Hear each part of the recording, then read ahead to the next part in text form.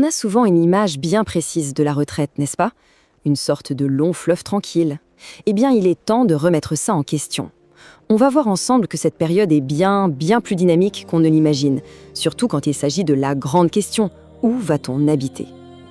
Oui, c'est l'image d'Épinal. Une fois le travail terminé, on s'installe pour de bon, le rythme ralentit et le décor, lui, ne bouge plus. Une vision simple, un peu trop simple peut-être. Parce que la réalité, elle, est loin d'être statique. La retraite, ce n'est pas du tout un temps mort, bien au contraire. C'est souvent une période hyper active. On s'engage dans des associations, on joue un nouveau rôle avec les enfants, les petits-enfants. Bref, la vie continue. Et même, elle s'accélère parfois. Pour moi, cette image de la retraite en un seul lieu, elle a commencé à se fissurer très vite. Le premier déclic, ça a été mes propres parents. À peine retraités, hop, ils ont déménagé, quitté la région parisienne. Et puis en discutant avec des personnes comme Thierry ou Fabienne, c'est devenu une évidence. Eux aussi, ils préparaient leur carton. Le mythe était bel et bien brisé. Alors, ce qui est super intéressant, c'est de voir comment le logement change de statut. C'est vrai, avec l'âge, on passe plus de temps chez soi. Le domicile devient un peu notre quartier général, notre point d'ancrage. Mais attention, ça ne veut pas dire qu'on y est cloué pour toujours. Les choses bougent, elles évoluent avec les voyages, l'arrivée des petits-enfants. Le chez-soi n'est pas figé dans le marbre. Et ça nous amène pile au cœur du sujet. Le grand dilemme, partir ou rester. Est-ce qu'on se lance dans un tout nouveau chapitre ou est-ce qu'on reste bien ancré dans son histoire? Ces quelques mots de Thierry, ils résument tout, non? C'est un changement de perspective radical. Ce rythme de dingue qu'on a accepté pendant des années au travail, d'un coup, il devient insupportable. Ce qui allait très bien hier, aujourd'hui, ça ne va plus du tout. Thierry, il a 62 ans. Sa maison, il l'adore, il y a passé un temps fou à la retaper. Mais voilà, tout ce qu'il y a autour, ça ne va plus. Le bruit constant, le sentiment d'insécurité, ce n'est plus son monde. Il rêve d'autre chose, d'une vie plus simple, plus douce. Il attend le déclic, peut-être au bord de la mer, juste pour respirer un autre air.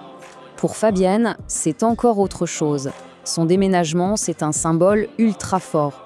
Ce n'est pas juste changer de maison, c'est vraiment tourner une page immense de sa vie, professionnelle et personnelle. Imaginez un peu, à 60 ans, après avoir géré une exploitation laitière toute sa vie, Fabienne passe le flambeau à ses enfants. Son projet, ce n'est pas un truc extravagant, c'est s'installer dans une petite ville pour des plaisirs tout simples, mais qu'elle a choisi. Aller chercher son pain à pied, être à 2 pas de ses amis, pouvoir accueillir ses petits-enfants facilement. C'est une vraie reconstruction de son quotidien, de A à Z. Mais il y a l'autre côté de la médaille. Pour Annie, par exemple, la question de partir ne se pose même pas. C'est impensable. Sa maison, ce ne sont pas juste des murs, c'est une histoire. C'est là que sa fille a grandi, c'est là que sa vie s'est construite. L'attachement émotionnel est colossal. On la sent bien, la tension ici. D'un côté, il y a cette quête d'un nouveau rythme, de simplicité et de sécurité. Et de l'autre, il y a le poids de l'histoire, l'attachement viscéral, le confort de ce qu'on connaît par cœur. C'est un choix hyper personnel. Et il n'y a pas de bonne ou de mauvaise réponse, c'est clair. Sauf que rester, ça ne veut pas dire ne rien faire. Pas du tout. Il y a une troisième voie, qui est tout aussi active que de partir. C'est le choix d'adapter son chez-soi.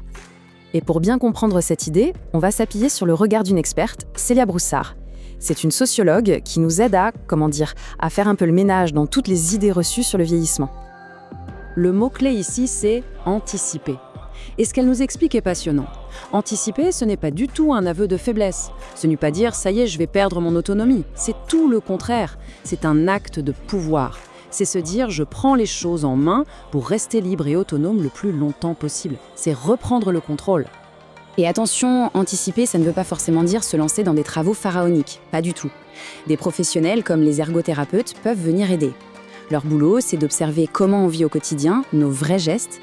Et souvent, les solutions sont hyper simples. Bien fixer un tapis qui glisse, installer une petite planche de bain, des petits riens qui ont un impact énorme sur la sécurité et le confort. Ok, donc on a partir et on a adapter. Mais ce n'est pas tout.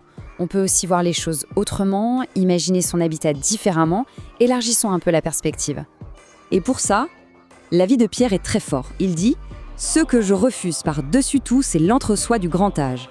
Vivre uniquement entre personnes âgées, sans énergie. » Voilà, c'est un refus net d'un certain modèle, celui de l'isolement entre générations. Lui, il veut de la vie, du mélange, de l'énergie. Pierre, c'est l'exemple parfait de l'anticipation active.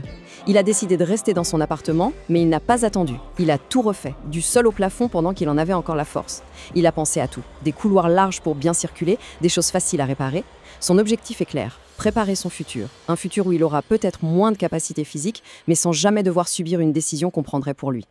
Il faut être honnête, l'image de la maison de retraite, de l'EHPAD, elle fait peur à beaucoup de monde. C'est souvent vu comme la fin de quelque chose, le début de la dépendance, une rupture qu'on redoute tous plus ou moins. Mais la bonne nouvelle, c'est que le choix ne se résume pas à rester seul chez soi ou aller en EHPAD. Heureusement, il y a tout un monde d'alternatives qui se développe. On peut penser à l'habitat partagé, entre amis ou d'autres seniors. Il y a les résidences autonomie, un super compromis entre un logement privé et des espaces communs. Ou encore des logements pensés dès le départ pour être évolutifs. Bref, des tas de solutions pour garder son indépendance, tout en ayant de l'aide à portée de main si besoin.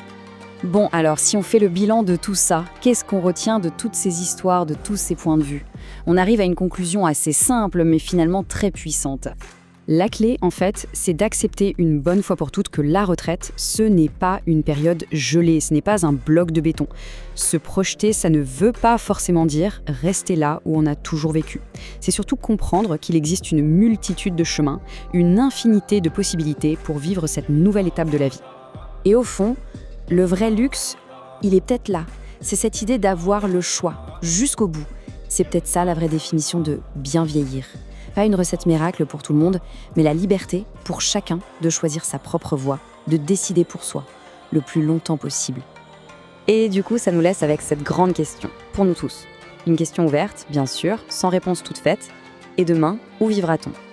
Voilà de quoi réfléchir, anticiper et surtout imaginer son propre avenir.